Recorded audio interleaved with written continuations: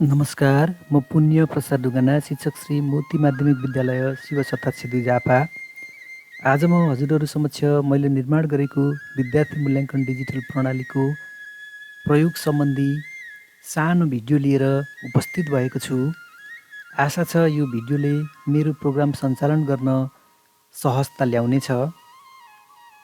Excel बेसमा आधारित यो प्रोग्रामबाट हरेक टर्मको विद्यार्थीको परीक्षा पश्चात विद्यार्थीहरूको उपलब्धिलाई इमेजमा रहेको विद्यार्थीको सिरियलकै आधारमा ECD देखि कक्षा 10 सम्म मूल्याङ्कन गर्न सकिन्छ। यस प्रोग्रामका विशेषताहरू: इमेजबाट विद्यार्थीहरूको आवश्यक डाटा कपी गर्न सकिने, प्रवेश पत्र तयार हुने, हरेक टर्मको लेजर तथा ग्रेड सिट तयार हुने, हरेक टर्मको टर्म वाइज पूर्णाङ्क आवश्यकता अनुसार सेटिङ गर्न मिल्ने, फाइनल लेजर तथा फाइनल ग्रेड सिटमा मार्क्स आफै कन्भर्ट भएर ग्रेडमा नतिजा प्राप्त हुने, हरेक विद्यार्थीको प्रमाणपत्र तयार हुने, इमेज अपडेट गर्न सहज हुने, ड्यासबोर्डबाट विषयहरू परिवर्तन गर्न मिल्ने, पाठ्यक्रमले तोकेको मापदण्डका आधारमा ग्रेड सिट तथा ग्रेड लेजर तयार हुने, विषयगत जम्मा, कक्षागत औसत तथा कक्षागत उपलब्धि क्यालकुलेसन हुने। अब हामी कक्षा 9 को विद्यार्थीहरूको मार्क्स इन्ट्री गरौँ। सर्वप्रथम स्टुडेन्ट्स नेम बटनमा क्लिक गर्नुहोस्। त्यस पछाडि इमेज बटनमा क्लिक गर्नुहोस्। अब आफ्नो विद्यालयको इमेज कहाँ छ त? कुन ड्राइभमा छ, डेस्कटपमा छ अथवा कहाँ छ? तपाईले उक्त इमेजको लागि आवश्यक लोकेसन चुज गर्नुहोस्। मैले डेस्कटपमा क्लिक गरेँ, इमेज फाइलमा क्लिक गरेँ, ओपन गरेँ, फेरि ओपन गरेँ। इमेज फाइल ओपन भइसकेको छ। रिपोर्टमा जानुहोस्, टाइपमा जानुहोस्, स्टुडेन्ट डिटेल्समा जानुहोस्, करेन्ट इयर चुज गर्नुहोस्, क्लास चुज गर्नुहोस्, जेनेरेट गर्नुहोस्। अब विद्यार्थीहरूको नाम कपी गर्नुहोस्, कन्ट्रोल C। अब यहाँले देख्न सक्नुहुन्छ, यहाँ दुई साइडमा स्टुडेन्ट्स नेम भनेर देख्न सक्नुहुन्छ। यहाँले चाहिँ इमेजबाट कपी गरी टपिक अनुसार तल पेस्ट गर्नुहोस् भनेको छ। यहीँ स्टुडेन्ट्स यतापट्टि ल्याएर यो ठाउँमा पेस्ट गरिदिनुहोस्, कन्ट्रोल V। अब त्यस्तै बुवाआमाको नाम चाहिन्छ भने पनि इमेजबाटै कपी गर्नुहोस्। मदर्स नेम मैले कपी गरेँ, कन्ट्रोल C, कन्ट्रोल V। त्यस पछाडि विद्यार्थीको अन्य विवरणहरू पनि कपी गर्नुहोस्।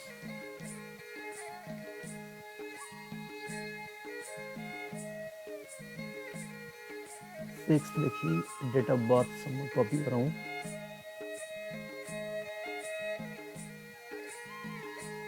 Control C, control V। अब यहाँ डेट अफ बर्थ ADमा आफै कन्भर्ट भइसकेको छ। यदि यहाँलाई विद्यार्थीको प्रमाणपत्र पनि दिनु छ भने यहाँले विद्यार्थीको एड्रेस पनि टाइप गर्न सक्नुहुनेछ। इमेजमा विद्यार्थीको एड्रेस नभएको हुँदा यो चाहिँ आफै टाइप गर्नुपर्ने हुन्छ। अब आवश्यकता अनुसार यहाँले सिम्बल नम्बर कायम गर्नुहोस्। यो फर्स्ट रोमा सिम्बल नम्बर राख्नुभयो भने अन्यमा आफै चेन्ज भएर जान्छ। ड्यासबोर्डमा जाउँ, एडमिट कार्ड हेरौँ। एडमिट कार्ड यसले बनाइसकेको छ। ड्यासबोर्डमा जाउँ, सिम्बल नम्बर चेन्ज गर्न चाहनुहुन्छ यहाँले यदि सिम्बल नम्बर चेन्ज गरौँ। स्टुडेन्ट्स नेममा जाउँ, यहाँबाट सिम्बल नम्बर चेन्ज गर्न चाहनुहुन्छ, मानिलिउँ रोल नम्बरको आधारमा यहाँले राख्न सक्नुहुन्छ। रोल नम्बरको आधारमा राख्नुहुन्छ भने 01 गर्नुहोस्, बाँकी सबै आफै मिलेर गयो। यहाँको इच्छा कसरी राख्नुहुन्छ, नम्बर कसरी कायम गर्नुहुन्छ। फेरि मैले अलिकति लामो नम्बर दिन चाहेँ, मानिलिउँ 77090001 गरेँ। कक्षा 9 को हुँदा 9 गरेँ, कक्षा 8 को भए 8, 7 को भए 7, त्यसरी पनि कायम गर्न सकिन्छ, आफ्नो इच्छा हो। यसले आफै यो सिम्बल नम्बर मिलेर एडमिट कार्डमा जान्छ। यसरी यहाँले सिम्बल नम्बर कायम गर्न सक्नुहुन्छ। त्यस्तै यो एडमिट कार्ड A4 साइजको एउटा पेपरमा 4 जना विद्यार्थीको अट्छ। त्यही अनुसार यहाँका कतिजना विद्यार्थी छन्, जस्तो अहिले यहाँ 70 जना विद्यार्थी देखिएको छ। टोटल विद्यार्थी A4 साइजमा 4 वटाको दरले यहाँले प्रिन्ट गर्न सक्नुहुन्छ। आवश्यकता अनुसार यो स्पिन बटनबाट गडबड गरेर यहाँले प्रिन्ट गर्न सक्नुहुन्छ।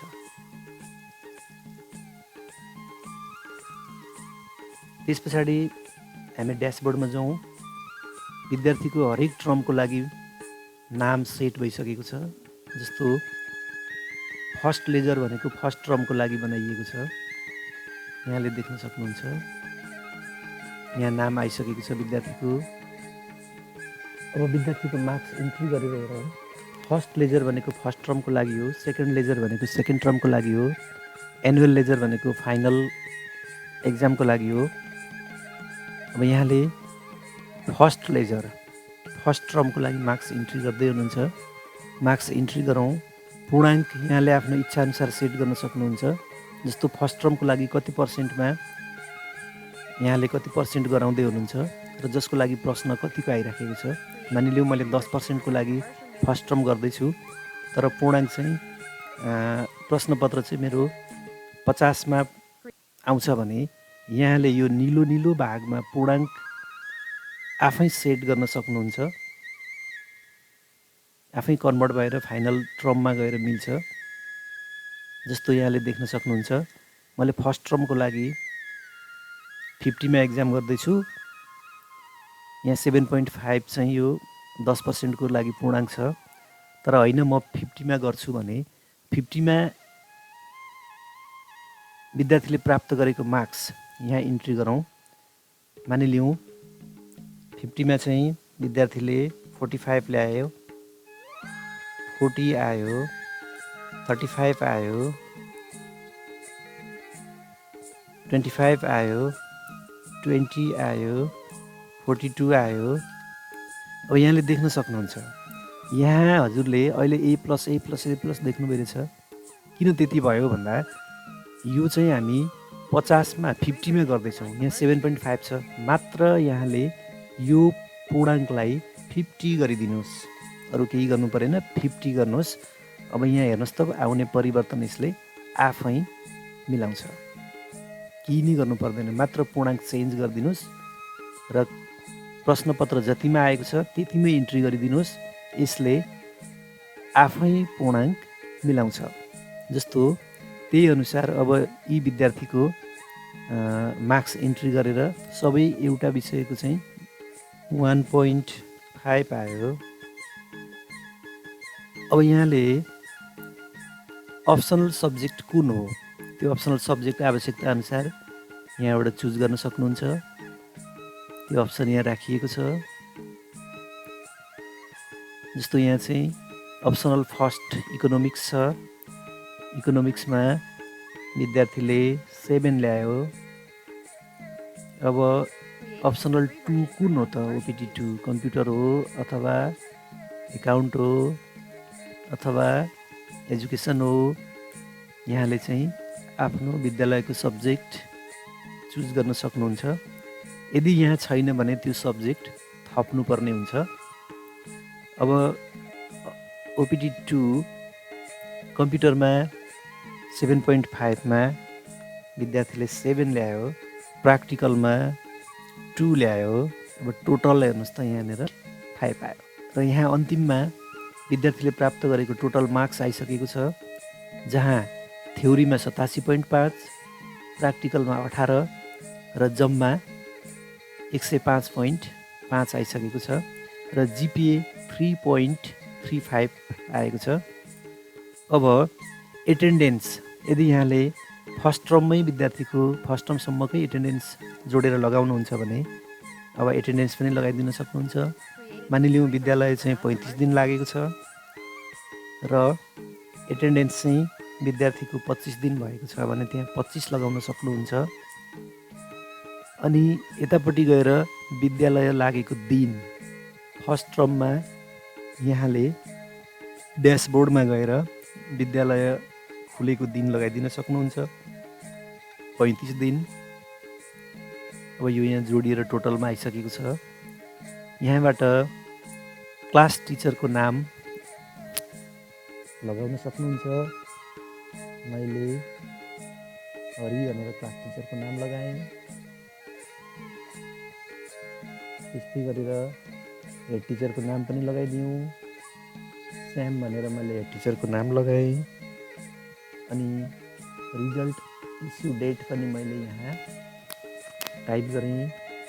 मानिलिउँ 2077-10-12 यो फर्स्ट टर्मको रिजल्ट इस्यु भएको डेट हो।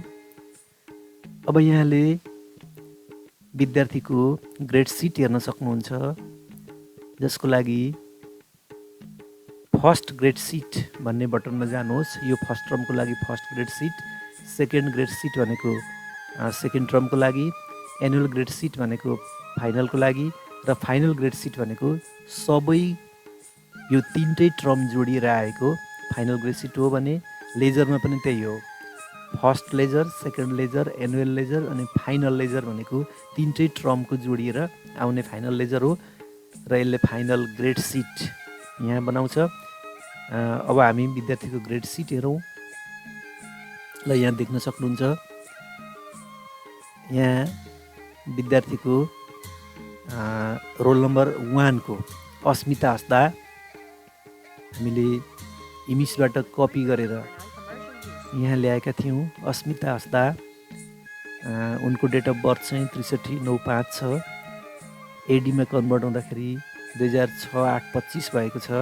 बुवाको नाम, आमाको नाम यहाँ सबै आइसकेको छ र त्यही ठ्याक्कै हामीले विद्यार्थीको ग्रेड सिटमा यहाँ देख्न सक्छौँ। म ग्रेड सिटमा गएँ। रोल नम्बर 1 को अस्मिता हस्दा, उनको 63/9/5 यहाँ चाहिँ जन्ममिति आयो बीएसमा। त्यस्तै गरेर एडीमा 2006-08-25 आइसकेको छ। फादर्स नेम आइसकेको छ। In the first terminal examination grade 9 of 2077 BS argument below भनेर चाहिँ उनको चाहिँ एउटा यहाँ ग्रेड सिट तयार भएको छ र उनले प्राप्त गरेको प्राप्ताङ्क ग्रेडमा यहाँ आइसकेको छ। नेपालीमा A+ आयो, थ्योरीमा, प्र्याक्टिकलमा A आयो, फाइनल ग्रेड A आयो भने ग्रेड पोइन्ट 3.6 आयो। यसरी उनको चाहिँ हरेक विषयको यहाँ थ्योरी, प्र्याक्टिकल, फाइनल ग्रेड र ग्रेड पोइन्ट प्राप्त भएको छ भने जिपिए पनि उनको यहाँ प्राप्त भइसकेको छ। विद्यालय हाम्रो 35 दिन लागेको थियो, जसमा उनी 25 दिन हाजिरी भइन्। त्यस्तै गरेर उनको पोजिसन अहिले चाहिँ फर्स्ट देखाइराखेको छ र रिमार्क्समा भेरी गुड भनेर आयो। र यहाँ तल देख्नुहुन्छ क्लास टिचर हरि हुनुहुन्छ, हामीले जहाँ ड्यासबोर्डमा इन्ट्री गरेका थियौँ। त्यस्तै गरेर हेड टिचर श्याम हुनुहुन्छ र यतापट्टि इस्यु डेट 77-10-12 भनेर आइसकेको छ। अब यसलाई यहाँले प्रिन्ट गर्न सक्नुहुन्छ। प्रिन्ट गर्न अत्यन्तै सजिलो छ। यहाँले सिङ्गल प्रिन्ट गर्नुहुन्छ भने सिङ्गल प्रिन्ट बटनमा क्लिक गर्नुहोस्। अल प्रिन्ट गर्नुहुन्छ भने जस्तो यहाँ 70 जना विद्यार्थी छन्, अल प्रिन्ट गर्नुहुन्छ भने सबैको मार्क्स इन्ट्री गरिसकेपछि अल प्रिन्ट गर्नुहुन्छ भने यहाँले अल प्रिन्ट बटनमा क्लिक गर्नुहुन्छ। त्यसबेला 70 वटै ग्रेड सिट प्रिन्ट हुन्छन् अब यहीँबाट लेजरमा जान सक्नुहुन्छ, लेजरबाटै ग्रेड सिटमा जान सक्नुहुन्छ। यसरी यहाँले फर्स्ट टर्मको ग्रेड सिट दिन सक्नुहुन्छ। अब फेरि ड्यासबोर्डमा जाउँ, हामी फाइनल लेजर हेरौँ। फाइनल लेजरमा हाम्रो फर्स्ट टर्ममा मात्रै अहिले फर्स्ट टर्मको मात्रै यहाँ इन्ट्री भइराखेको छ, किनभने हामीले फर्स्ट टर्मको मात्रै परीक्षा सकेका छौँ। अब यहाँनिर हेऱ्यौँ भने हामीले अस्मिता हस्दाको फर्स्ट टर्मको मार्क्स देखाइराखेको छ। त्यस्तै गरेर यहाँ तपाईँले सेकेन्ड टर्मको मार्क्स इन्ट्री गर्नुहुन्छ, यो सेकेन्डमा आएर देखिन्छ। अनि फाइनलको मार्क्स इन्ट्री गर्नुहुन्छ, फाइनल टर्ममा आएर यहाँ देखिन्छ थ्योरीमा। प्र्याक्टिकलमा यतापट्टि देखिन्छ, टोटलमा यहाँनिर दुवैको टोटल देखिन्छ। यो चाहिँ फाइनल टोटल आउने हो। त्यसैले अब यहाँनिर यो ग्रेडमा आफै यहाँ चाहिँ आफै चेन्ज भएर आइसकेको छ। पर्सेन्टेजमा आफै चेन्ज भएर आएको छ। फर्स्ट टर्म 10%, 75 को फर्स्ट टर्म 7.5 हो। त्यसैले यहाँ 10%मा कन्भर्ट भएर आएको छ। 6.8, 6, 5.3, 3.8 लगायत यो आफै कन्भर्ट भएर आउँछ। यहाँले सेकेन्ड टर्म गर्नुहुन्छ, मार्क्स इन्ट्री गर्नुहुन्छ र अन्तिममा यहाँ चाहिँ टोटल मार्क्स देखिन्छ। यसरी फाइनल लेजरमा सम्पूर्ण कुराहरू यहाँ देखिन्छ। जस्तो यहाँ सबै विषयको टोटल आउँछ, फाइनल जिपिए आउँछ, अनि फाइनल एटेन्डेन्स आउँछ। यहाँ फर्स्ट टर्म यहाँ हेर्नु त, फर्स्ट टर्मसम्ममा ऊ चाहिँ 25 दिन हाजिर भएको 25 दिन हाजिरी भएको थिइन्। त्यसैले यहाँ चाहिँ 25 भनेर आयो। अब सेकेन्ड टर्ममा यहाँ आउँछ, उता इन्ट्री गरेपछि यहाँ देखाउँछ। त्यस्तै गरेर फाइनलमा यहाँ देखाउँछ र यहाँ आफै टोटल भएर आउँछ। अनि यतापट्टि स्कुल ओपनिङ डेज पनि हरेक टर्मको यहाँ देखिन्छ र यहाँ अन्तिममा टोटल भएर आउँछ र यसले ऱ्याङ्किङ पनि आफै गर्छ। र यसको अन्तिममा हेर्नुभयो भने, यो लेजरको अन्तिममा हेर्नुभयो भने हामीलाई चाहिने अत्यन्तै महत्त्वपूर्ण कुरा जस्तो विषयगत जम्मा, विषयगत औसत, कक्षागत उपलब्धि पनि यसले आफै मिलाउँछ। यहाँ गएर हेर्नुभयो भने यो टोटल हो, विषयगत जम्मा हो, यो विषयगत औसत हो, त्यस पछाडि यो कक्षागत उपलब्धि हो। यसरी हरेक कक्षाको हामी विद्यार्थीहरूको मार्क्स इन्ट्री गरिसकेपछि रिजल्ट आफै तयार हुन्छ। यहाँलाई अत्यन्तै काम गर्न चाहिँ धेरै सजिलो हुन्छ। इमेज राम्ररी अपडेट भएको छ, क्लियर छ भने हामी इमेजबाटै कपी गरेर सबै काम गर्न सक्छौँ र यही सिरियलमा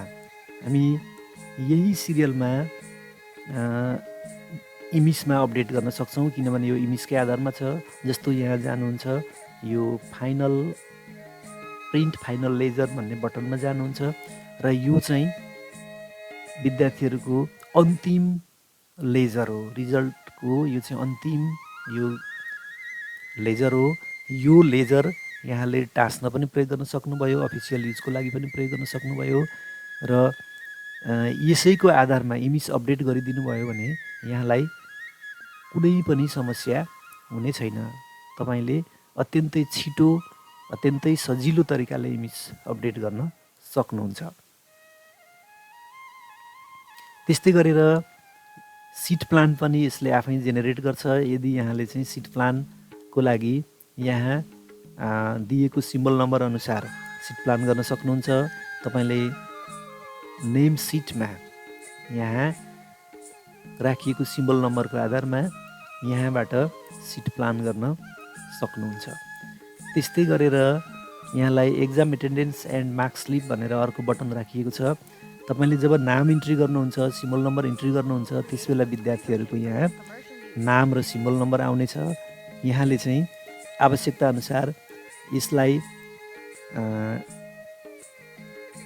यसलाई एटेन्डेन्सको लागि प्रयोग गर्न सक्नुभयो। परीक्षा भएको दिन विद्यार्थीको एटेन्डेन्सको लागि प्रयोग गर्न सक्नुहुन्छ।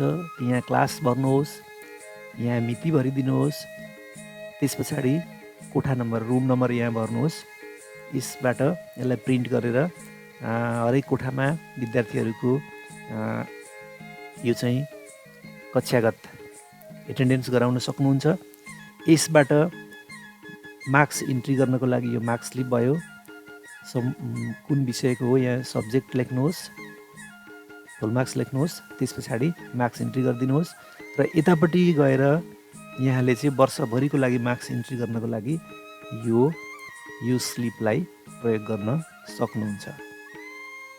यसले आफै नै यहाँनिर सिम्बल नम्बरहरू नाम यहाँ आफै आउँछ, तपाईँले टाइप गरिराख्नु पर्दैन।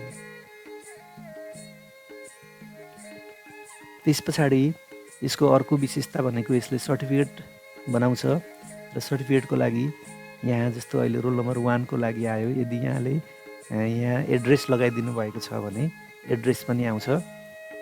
जस्तो चाहिँ रोल नम्बर 2 को लागि तपाईँले 2 मा यसरी हेर्न सक्नुहुन्छ। यसले ग्रेड सिट पनि यसले चाहिँ सर्टिफिकेट पनि तयार गर्छ। यो एक्सेल बेसमा बनाइएको सानो प्रोग्राम जुन विद्यालयहरूले मेरो यो मैले निर्माण गरेको रिजल्ट यो प्रोसेसिङ सफ्टवेयर प्रोग्राम भनौँ, यो प्रोग्राम प्रयोग गरिराख्नु भएको छ, त्यस्ता विद्यालयहरूको लागि अत्यन्तै यो प्रयोगसँग सम्बन्धित मैले सानो भिडियो बनाएको हुँ।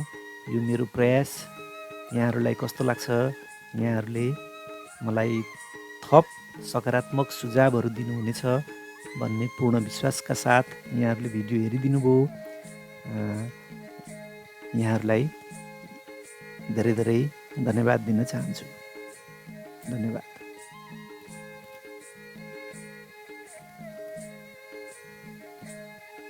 अन्त्यमा मैले निर्माण गरेको विद्यार्थी मूल्याङ्कन डिजिटल प्रणाली एक्सेल बेसमा आधारित डिजिटल प्रणाली हो। यो प्रणालीलाई यहाँहरूले प्रयोग गरेर यसमा भेटिएका कमी कमजोरीहरूलाई सकारात्मक सुझाव दिनुहुनेछ भन्ने विश्वासका साथ यहाँहरूसँग बिदा हुन चाहन्छु। हवस् त, धन्यवाद, नमस्कार।